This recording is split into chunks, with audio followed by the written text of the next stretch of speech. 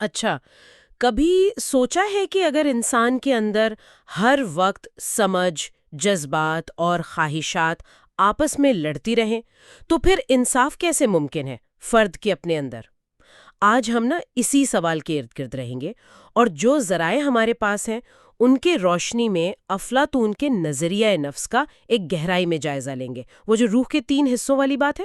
جی بالکل، اور یہ نظریہ یہ صرف افلاطون کی اخلاقیات یا نفسیات نہیں، یہ اس کے سیاسی فلسفے کی بھی بنیاد ہے، اور وہ کیسے فرد اور ریاست کو آپس میں جوڑتا ہے یہ بھی بڑا اہم ہے۔ تو آئیے ذرا اس کو کھولتے ہیں۔ افلاطون نے نفس یا روح کے یہ 3 حصے کون سے بتائے ہیں؟ پہلا غالباً سب سے اہم عقل ہے۔ جی، عقل یعنی ریزن، لیکن یہ صرف سوچنا یا حساب کتاب لگانا نہیں ہے، یہ وہ صلاحیت ہے جو سچ کو سمجھتی ہے، جو اچھے برے میں فرق کرتی ہے اور دانشمندانہ فیصلے کرتی ہے، دور اندیشی آپ کہہ لیں۔ یعنی صرف دماغی مشقت نہیں بلکہ حکمت والی بات۔ بالکل، حکمت اور سچائی کی تلاش، لیکن اکیلی نہیں ہے، اس کا ایک کیا کہتے ہیں ساتھی بھی ہے۔ ہاں، وہ دوسرا حصہ جذبہ یا غضب، جسے اسپرٹ یا تھائموس کہا گیا ہے، اس میں کیا کیا شامل ہے؟ صرف غصہ؟ نہیں، صرف غصہ نہیں، اس میں ہمت ہے، غیرت ہے، عزت نفس کا احساس، جوش، کسی صحیح مقصد کے لیے کھڑے ہو جانا۔ یہ وہ طاقت ہے جو ناانصافی پر ہمیں اکساتی ہے یا مشکل میں ہمت بندھاتی ہے۔ اچھا، تو یہ عقل کی مددگار ہو سکتی ہے؟ ہاں بالکل، ایک طرح سے عقل کا فطری اتحادی۔ جب عقل کہتی ہے کہ یہ صحیح ہے تو جذبہ اسے کرنے کی توانائی دیتا ہے، لیکن یہ بھی ہے کہ اگر یہ بے لگام ہو جائے تو پھر یہ صرف نام و نمود یا طاقت کی بھوک بن سکتا ہے۔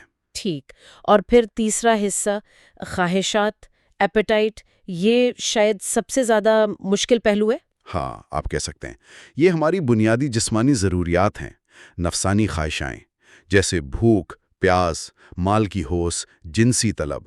افلاطون کہتا ہے کہ یہ نفس کا سب سے بڑا حصہ ہے، اور اگر اسے کنٹرول نہ کیا جائے تو یہ باقی دونوں پر حاوی ہو سکتا ہے۔ اوہ، تو پھر انصاف کہاں سے آئے گا اس ماڈل میں؟ جذبہ اور خواہشات ایک ہم آہنگی، ایک توازن میں کام کریں۔ توازن یعنی کیسے؟ یعنی عقل رہنمائی کرے، حکمت سے راستہ دکھائے، جذبہ وہ عقل کے فیصلوں کو لاگو کرنے میں مدد دے، اس کا ساتھ دے، اور خواہشات وہ عقل کے تابع رہیں، اپنی ضرورتیں پوری کریں مگر حد سے نہ بڑھیں۔ بس یہی اندرونی نظم و ضبط، یہی اصل انصاف ہے۔ یہ تو بہت ہی دلچسپ بات ہے کہ اندرونی نظم ہی انصاف ہے۔ اور آپ نے شروع میں ریاست کا ذکر کیا تھا، افلاطون اسی ماڈل کو ریاست پر بھی لگاتا ہے نا؟ ذرائع میں یہ کنیکشن بار بار آیا ہے۔ جی ہاں، یہ بہت اہم نکتہ ہے۔ افلاطون کے لیے ایک مثالی ریاست، ایک آئیڈیل سٹیٹ، بالکل ایک متوازن روح جیسی ہے۔ وہ کیسے؟ دیکھیں، حکمران طبقہ جو فلسفی بادشاہ ہیں وہ عقل کی نمائندگی کرتے ہیں، ریاست کو دانائی سے چلاتے ہیں۔ ٹھیک ہے۔ پھر فوجی یا محافظ طبقہ وہ جذبے کی علامت ہیں، ریاست کا دفاع، نظم و ضبط۔ اور عوام الناس جو پیداوار کرتے ہیں، محنت مزدوری کرتے ہیں، وہ خواہشات کی نمائندگی کرتے ہیں۔ جب ہر طبقہ اپنا اپنا کام کرے، دوسرے کے کام میں ٹانگ نہ اڑائے، تو ریاست میں اجتماعی انصاف قائم ہوتا ہے۔ واہ، یعنی فرد کا اندرونی توازن ہی معاشرے کے توازن کی بنیاد ہے۔ بالکل، فرد سے ہی معاشرہ بنتا ہے۔ لیکن اب یہاں کچھ سوال اٹھتے ہیں جو ذرائع میں بھی ہیں۔ کیا یہ 2500 سال پرانا ماڈل آج بھی کارآمد ہے؟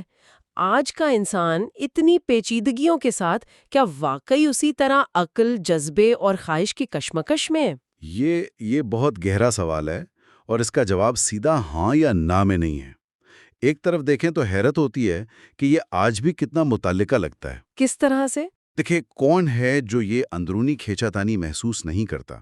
کبھی دل کچھ کہتا ہے، دماغ کچھ اور، فوری مزہ یا خواہش کسی اور طرف کھینچتی ہے، لمبی مدت کا فائدہ کسی اور طرف، منطق اور جذبات کا ٹکراؤ، اپنی خواہشات پر قابو پانے کی کوشش، یہ سب تو آج بھی ہے۔ یہ ماڈل ہمیں اپنے اندر کی دنیا کو سمجھنے کا ایک فریم ورک تو دیتا ہے۔ یہ بات تو ہے۔ لیکن دوسری طرف یہ بھی ہے کہ آج کی نفسیات وہ ذہن کو شاید زیادہ پیچیدہ نظر سے دیکھتی ہے۔ کیا واقعی یہ 3 الگ الگ کھانے ہیں یا یہ زیادہ ملی جلی کیفیات ہیں؟ اور کچھ لوگ یہ بھی کہتے ہیں کہ شاید یہ ماڈل تھوڑا مردانہ یا کسی خاص کلچر کا زیادہ عکاس ہوا۔ اچھا۔ مگر اس کی جو بنیادی بات ہے نا کہ اندرونی ہم آہنگی اور خود پر ضبط وہ ایک اچھی زندگی کے لیے ضروری ہے، یہ بات آج بھی بہت سے نفسیاتی اور اخلاقی نظریات میں ملتی ہے۔ تو یہ کارآمد ہے یا نہیں، اس پر بحث ہو سکتی ہے، لیکن یہ ہمیں اپنے اندر دیکھنے پر مجبور ضرور کرتا ہے۔ تو اگر ہم اس ساری گفتگو کو سمیٹیں تو افلاطون کے لیے اصل انصاف فرد کی روح کے ان 3 حصوں کے درمیان ایک منظم اور متوازن تعلق کا نام ہے، جس میں قیادت عقل کے پاس ہو۔ یہی اندرونی ہم آہنگی ایک اچھی زندگی کی بنیاد ہے۔ بالکل۔ اور اسی بات سے جڑا ایک سوال ہم سننے والوں کے لیے چھوڑ جاتے ہیں۔ جی؟ اگر افلاطون صحیح کہتا ہے کہ فرد کا انصاف اندرونی توازن میں ہے، تو پھر ایک انصاف پسند اور مستحکم معاشرے کی قیادت کے لیے، لیڈرشپ کے لیے کیسی روح، کیسی نفسیاتی ساخت درکار ہوگی؟ کیا آج کے رہنماؤں میں ہمیں وہ توازن نظر آتا ہے جس کی بات افلاطون کر رہا تھا؟ اس پر سوچئے گا۔